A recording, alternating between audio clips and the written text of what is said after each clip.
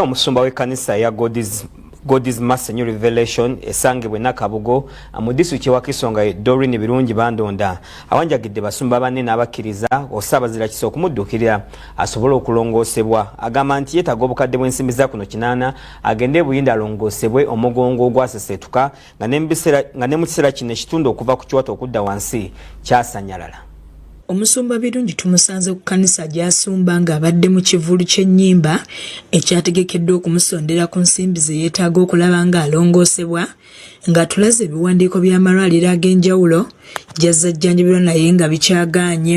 Miliyoni nga 8 ndowooza bwekityo ng'okukozesaako okulya biki byonna nga ndi eri kati ate nembanga ezo ssente sizirina kwe kugamba nti kankoleyo baka konsati tusobole okukuŋŋaanya ssente. Agamba obuvune buno bwatandika wa myaka 12 nga yabufuna bwe yali azannya ne banne nga yava ku seminti n'agwa wansi kyokka n'atayogera kyokka bwe yaddamu okugwa emyaka 5 egiyise olubuvune ne buttuka nga buli lunaku yeetaaga emitwalo 10 okufuna eddagala erikkakkanya ku bulumi. Ne bwe mba neebase bankyusa bukyusa bankyusa ku buliri ne bantuuza ne bannyimiriza ne bankwatirira ne bwe kuba kuyimirira bankwatirira bukwatirizi.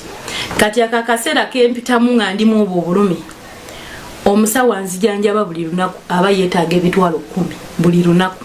Ono agamba nti mu kiseera kino takyatuula ku pikipiki nga n'emmotoka bwekuba mu binnya emuyisa bubi nga n'okuzaala kwagaana kuba embuto zaafuna ze zivaamu kuba omugongo tegukyasobola kuziwanirira ng'asinzidde wano n'awanjagira abazira Kiso okumuyamba. Nasooka nengezaako nengendako mugana amalwaliro aga bulijjo gonna nagagendamu. Ekiruddu nagendayo, Mulago nagendayo, balokole bannange, basumba bannange, abantu bonna ababa bampuliriza oba abamanyi. Buli omu kyasobodde asobole okuba nga nkwasaganyizaako, sobole okuba nga afuna ssente zikuba sizirina. Obulamu bwo mbwetaaga kuba ebyokukola weebiri naye siyina busobozi kusobola kwejjanjaba. Wezo ssente sizirina. Naye nga nkubira omulanga buli muntu yenna ndaba nampuliriza kyonna ky'olina obanga gw'omanyiyo omuntu asobola okujjanjaba omugongo guno ne wabanga ali mu Uganda muno nga sigenze bweru ng'asobola okunnyambako eggumba lino lye bagamba eryaseseetuka ne lituula ku linne waalyo. Omusumba ng'ate muyimbi Israel Shafik agamba nti bategese ekivvulu kino okusobola okukwasizaako munnaabwe n'okuzimba obumu ng'asabye abantu ba Katonda okuvaayo bayamba omusumba Birungi. Ongera okulaga nti tusobola okuyimirira wamu ne baganda baffe mu kaseera ak'obuzibu bwe kati musumba waffe yatuyimusa ng'abayimbi ate era n'ebiro bituuse nga twetaaga naffe okumuddiza okubeera nga twemira naye mu kaseera watasobola. Ye omusumba Hadija Nabisa asabye abayimbi ba gospel okuba abagumiikiriza baleme kwagala by'amangu n'asaba ekkanisa okuvaayo eyimusa abayimbi abato.